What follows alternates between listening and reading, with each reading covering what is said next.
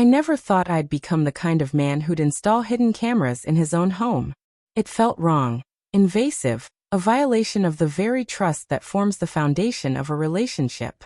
But suspicion isn't loud. It doesn't knock you over. It drips in slowly, unnoticed, until you're drowning in it. There was no single moment that drove me to it. It was a series of quiet red flags. The way she smiled at her phone when she thought I wasn't looking. The way conversations died as soon as I walked into the room. The late nights that became a routine excuse. I tried to rationalize it, chalking it up to my own insecurities, to the pressures of work, to the fear of losing something precious. After nearly a decade together, with 6 years of marriage behind us, I told myself I should trust her. I wanted to believe that. Her name was Lily. She was my best friend, my home, my calm. But somewhere along the way, something shifted. I could feel her slipping through my fingers, like trying to hold on to smoke.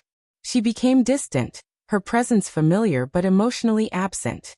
I kept blaming myself, brushing it off as overthinking, until I couldn't anymore. That's when I gave in.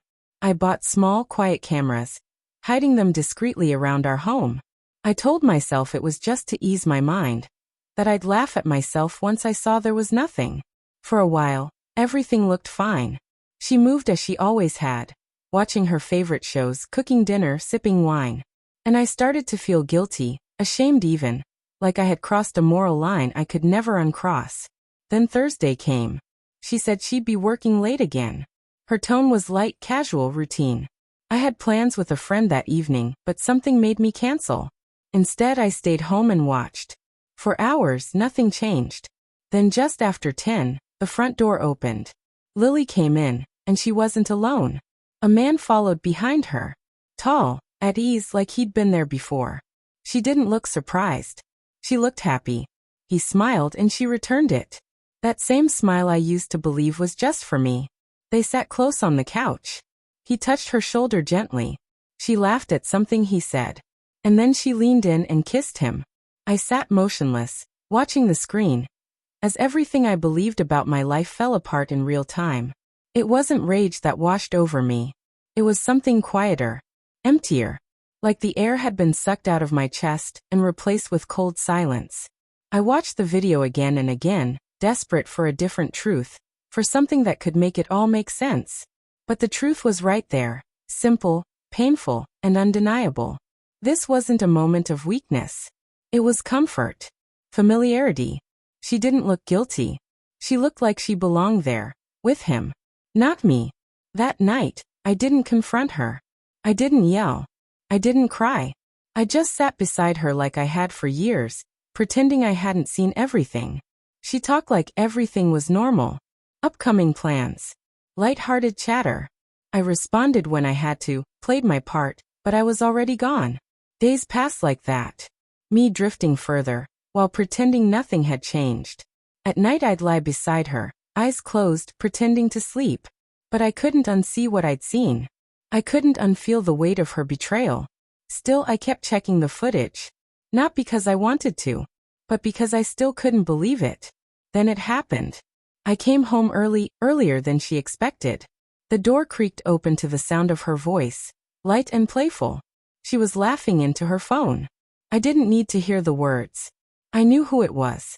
I didn't walk in. I just stood there listening.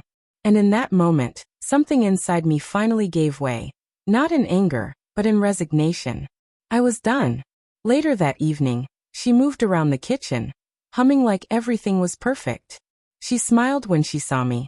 I looked at her and simply said, "We need to talk." Her expression shifted. "Is something wrong?" she asked. I didn't answer. I just pulled out my phone, opened the video, and hit play. Her world froze. She watched in silence, her face draining of color. When it ended, she whispered, "It's not what it looks like." I laughed. A hollow, tired laugh. "It's exactly what it looks like." She broke down, sobbing, clinging to me, pleading. She begged for forgiveness, swore it was a mistake, promised it would never happen again. But I wasn't the same man anymore. Her words meant nothing now.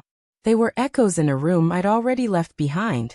"You're not sorry you did it," I said, stepping away. "You're just sorry you got caught." She wept harder, swore she still loved me, said we could fix it. But the man who had trusted her so deeply, the man who believed in forever, he didn't exist anymore. I looked at her one last time. Goodbye, Lily. Then I walked away. No yelling. No drama. Just quiet. That night, I packed a bag. Not to run, just to leave. To breathe. She called. She messaged. Long emails full of memories and regret. I never responded. Not out of hatred, but because there was nothing left to say. I found a small place to start over. The nights were tough at first. Her memory haunted me like a shadow. But with time the pain faded. What stayed behind was clarity. I forgave her. Not for her, but for me. Because betrayal doesn't just end love. It changes what love means. She didn't lose me the night I saw that video. She lost me the moment she gave herself to someone else in secret. And I found myself the moment I realized I no longer needed her to feel whole. Closure didn't come from her tears. It came the moment I walked away and never looked back.